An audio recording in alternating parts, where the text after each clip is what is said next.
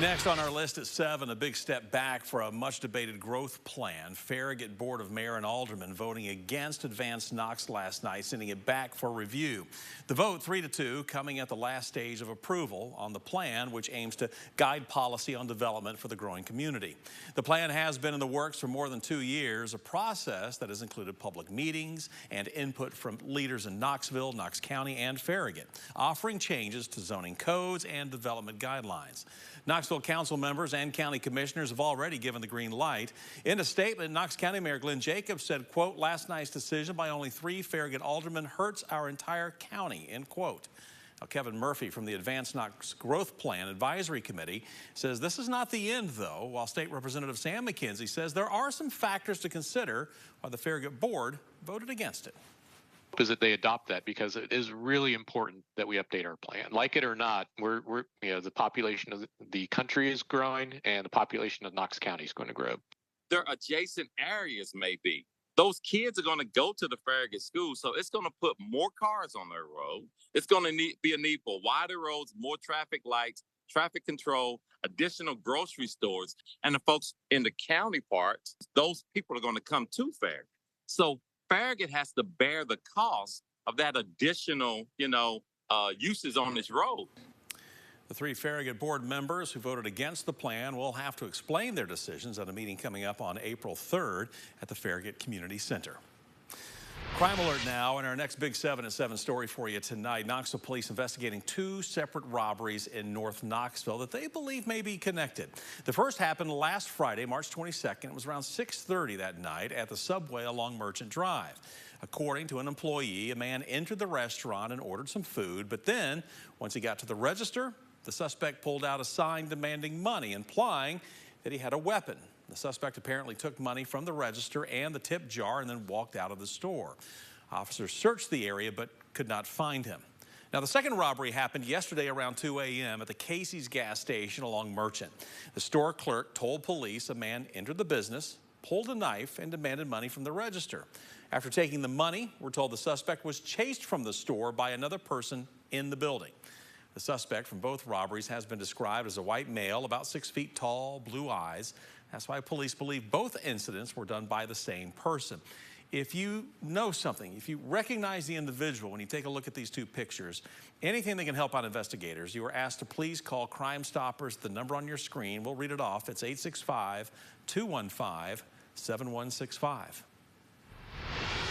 We're learning more tonight about the school bus driver in Knox County arrested for driving under the influence while on the job. We just received the arrest report for 63-year-old Matthew Levesque. Yesterday, we told you when he was arrested by Knoxville police at Holston Middle School. This was just before 9 a.m.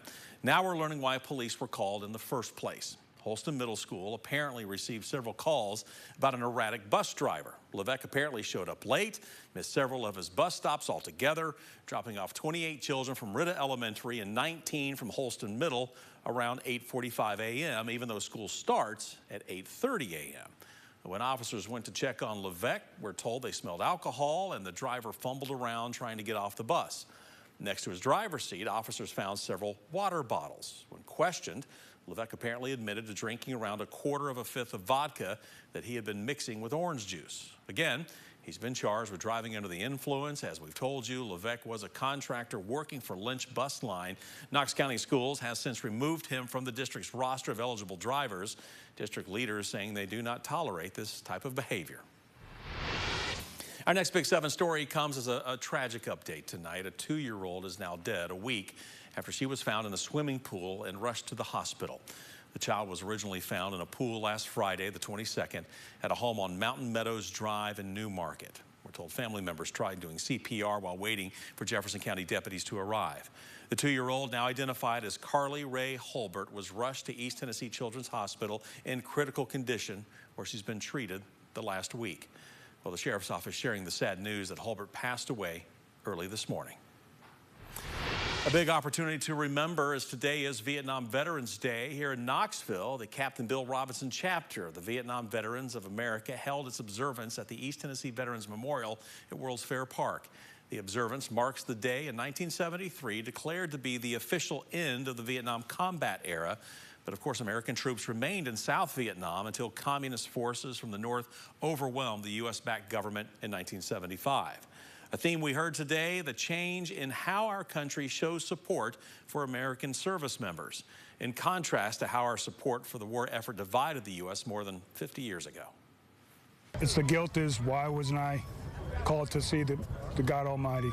So it's an honor to stand and recognize them, but it is an emotion. It's because they gave the ultimate sacrifice, because freedom is not free by any means.